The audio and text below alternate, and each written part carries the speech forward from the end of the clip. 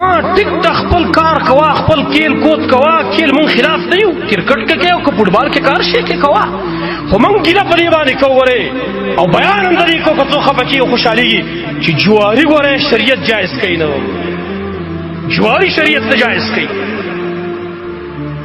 نن خلک د کیل په نوم باندې جواری کوي، دلته د کرکټ په نوم باندې خلک جواری کوي. ما پوه کوي که زه غلط یم راشي وي مولوي صاحب ته غلط یې یا ورشه بل مولوي صاحب ته تپوس وکړي وایي دا کوم کار چې موږ شروع کړی په دې کرکټ کې په دې فوټبال کې دا که جواري نه راشي ټیک ته زه به اعلان وکړم چې کوئ. ویسألونک عن الخمر والمیسر، دا خلک تانه د شراب باره کې د جواري باره کې تپوس کوي. قل فیهما اسم کبیر ومنافع للناس واسمهما اکبر من نفعهما.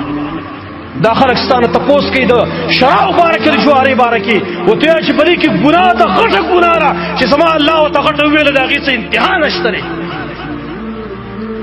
پیدې پکې شته خلکو له مزیدي صاحبه اسانه باندې روپۍ میلاوېږي، مزه پکې خلکو ته میلاوېږي. وګورئ واسمهما اکبر من نفعهما، الله فرمایي ګناه د پیدې نه ډېره زیاته غټه. زه هغه خلکو ته حیران یم، زه هغه مشرانو ته حیرانېږم چې هغه د داسې نوجوانانو د هغې حوصله افزایي کوي او هغې له اعلان کوي په جوارۍ کې. والله چې ستاسو نه باندې دې مال باره کې تپوس کېدلی شي. ولا تعاونوا على الاثم والعدوان، ظلم او د ګناه باره کې ورسره تعاون مه کوئ.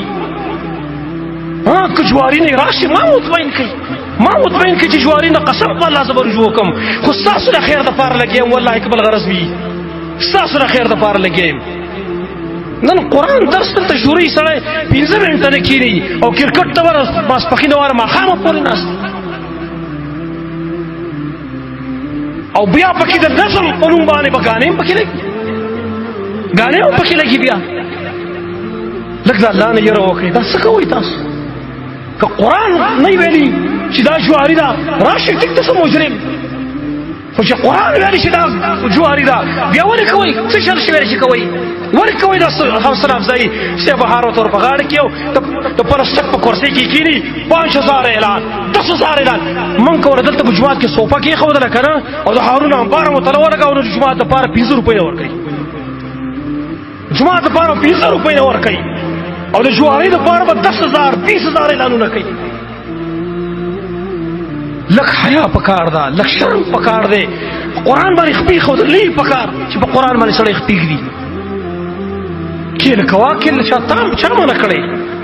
کرکټ کې که فوټبال کې کار شي کې کوا، جوارۍ اجازه شریعت نشته. من قال لاخي تعال اقامرك فليتصدق، نبی صلی الله علیه وسلم فرمایي څومره صرف دومره خبره د خپل رور مسلمان ته وکړه چې راځه جواري کو.